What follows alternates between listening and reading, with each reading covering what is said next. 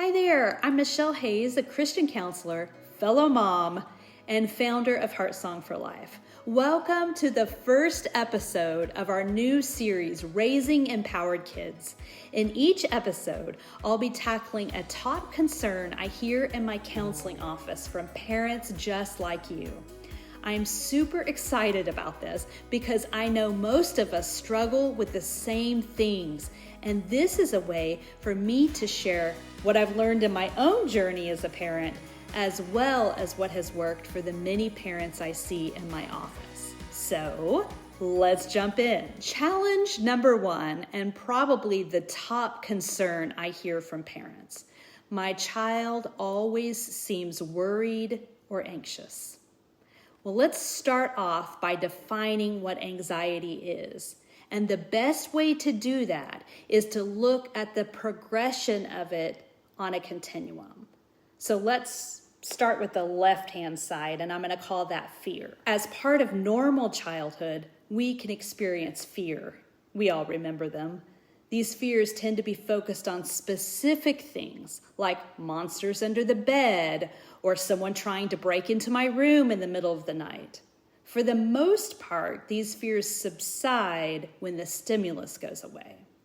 Then there's the midpoint of the continuum, and that's worry.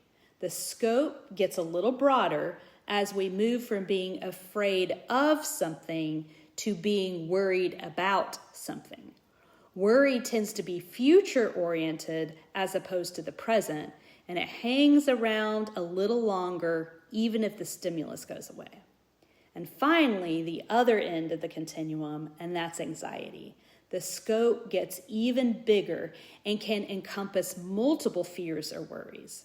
But the main difference is that the thoughts get stuck in a loop and replay over and over. And as they do, the loop grows into a spiral, and we want to do anything we can to make it stop. Anxiety is a state of perpetual worry and constant pressure. Similar to worry, anxiety attaches future meaning to present problems, or it can go back and replay events of the past. Anxiety is often driven by the pursuit of what I call the 3 C's, 3 core experiences: certainty, comfort, and control. Deep down, the anxious mind believes that if it can just secure these things, the worry will disappear. But here's the catch. These 3 are never fully within our grasp. And even when we momentarily achieve them, the relief doesn't last. It's fleeting.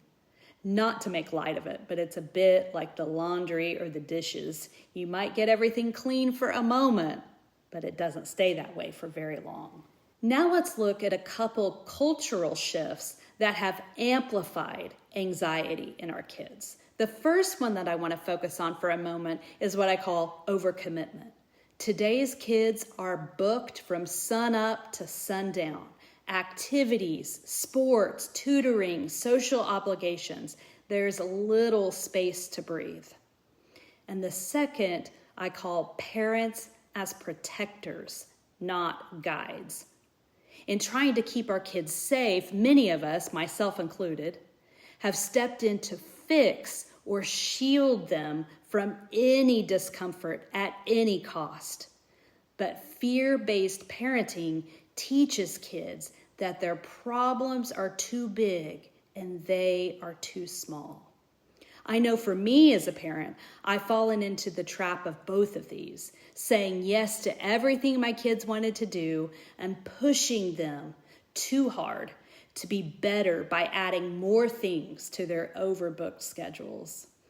And parenting out of my own fears, which escalated significantly for me when one of my sons had a bad accident when he was 3 years old, resulting in a skull fracture. So as the busy parents we are, I encourage you to sit with these 2 powerful reflection questions to help you shift how you approach your child's anxiety. Here's the first one. Where do I experience worry or fear in my own life? And how might that show up in my parenting? And the second is, what are your family's top priorities? Not just your schedule, but your values. When you're clear on this, it becomes your decision filter for how to spend your time and what to commit to. Instead of saying yes to every opportunity, you start to say yes to what aligns with your family's vision and values and no to what doesn't. Maybe for your family, a top value is your faith and church involvement. Or maybe it's a simple thing like eating one meal around the table together a day, or having a time of intentional rest one day a week. So don't rush this reflection. And if you're married, I highly encourage you to talk through these with your spouse. Now for some practical tools that can help bring growth and change to your child and your family as it relates to overcoming worry and anxiety. We can't change something that we're not aware of. So the first step in this process is awareness.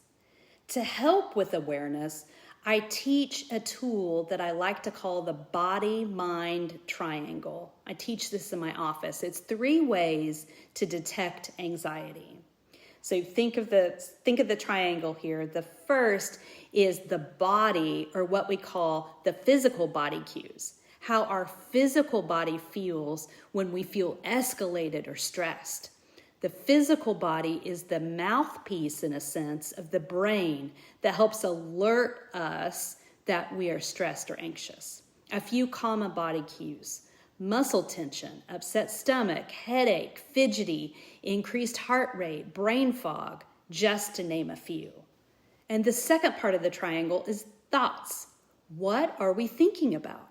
Maybe it's a specific thought of worry, or maybe it's a distorted thinking pattern, like all or nothing thinking or mind reading. And the third part of the triangle is emotions. How are we feeling? It may take a minute to dig below the surface, and using an emotions chart is extremely helpful. But taking a moment to name how we're feeling is a big step toward de-escalating anxiety.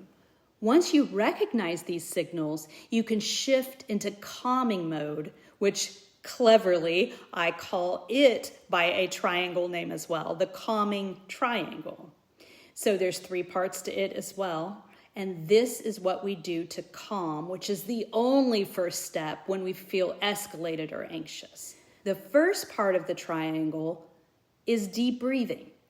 It slows the nervous system down, and it gives the brain the opportunity it needs to recalibrate.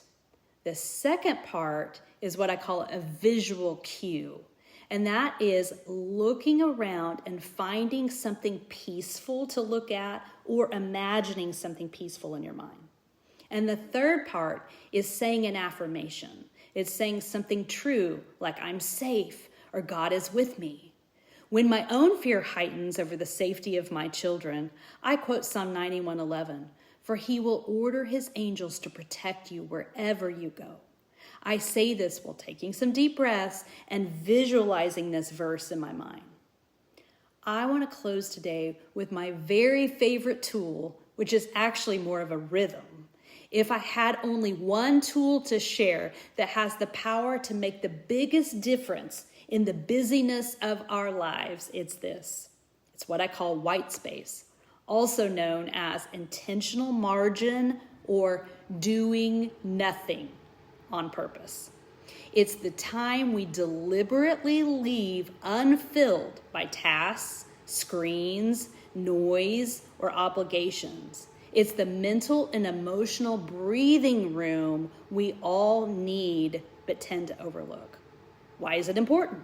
Well, it helps to calm the nervous system, allowing our brains and bodies to reset. It builds creativity and problem solving because unstructured time opens up room for reflection and imagination. And very importantly, it regulates emotions, helping both kids and us adults process thoughts and feelings instead of stuffing or rushing past them. It also models rest, showing children that rest is not lazy, it's life-giving. I hope these tools and these strategies and these reflection questions have been helpful for you today. Thank you so much for joining me. In the next episode, we'll explore one that hits hard. My child shuts down and won't talk to me. If you've ever felt stuck, unsure how to connect, or worried that your child holds all their struggles inside, this next episode is for you.